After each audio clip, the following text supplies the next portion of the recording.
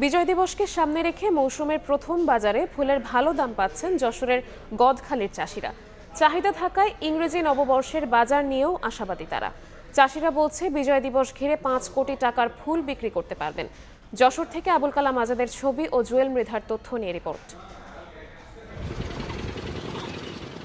গোলাপ, গাঁদা, গ্লাডিওলাস, রজনীগন্ধা, জিপসি, রড স্টিক, কেলেন্ডোলা, চন্দ্রমল্লিকা সহ বাহারি ফুল। গত কয়েক মাসের পরিশ্রমে যশোরের গদখালির মাঠে মাঠে ফুল। বিজয় দিবস সামনে রেখে মৌসুমের প্রথম বাজারে ভালো দাম পাচ্ছেন চাষিরা। প্রতি পিস গোলাপ 5 থেকে 7 টাকা, গ্লাডিওলাস কালার ভেদে 6 থেকে 14 টাকা পর্যন্ত বিক্রি হচ্ছে।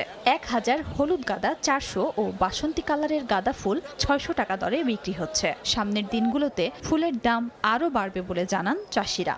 16 ডিসেম্বর উদযাপন উপলক্ষে বাজার মোটামুটি ভালো। সামনে ফেব্রুয়ারি মাসে অনুষ্ঠান আছে, ফুলের দাম দিন দিন বাড়ারই সম্ভাবনা আছে। সিজন আসছে এই পর্যন্ত, এখনো পর্যন্ত ফুলের বাজার আল্লাহর রহমতে আমরা খুবই ভালো পাচ্ছি। গোলাপ 5 থেকে 7 টাকা, রজনীগন্ধা 6 থেকে 8 টাকা এবং সমস্ত ফুলই মোটামুটি বাজার ভালো। মোটামুটি ভালো, দামও ভালো, ব্যবসাও ভালো।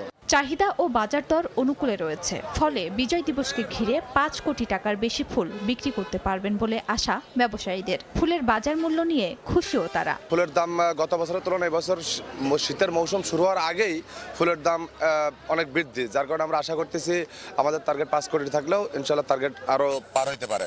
কৃষি বিভাগের তথ্য মতে যশোরে প্রায় 1,500 হেক্টর জমিতে 13 ধরনের ফুলের চাষ করেন চাষিরা। সময় সংবাদ, যশোর। 40 বছর ধরে অসংখ্য খুশির মিছিলে ছিল আইডিএলসি, থাকবে আগামীতেও।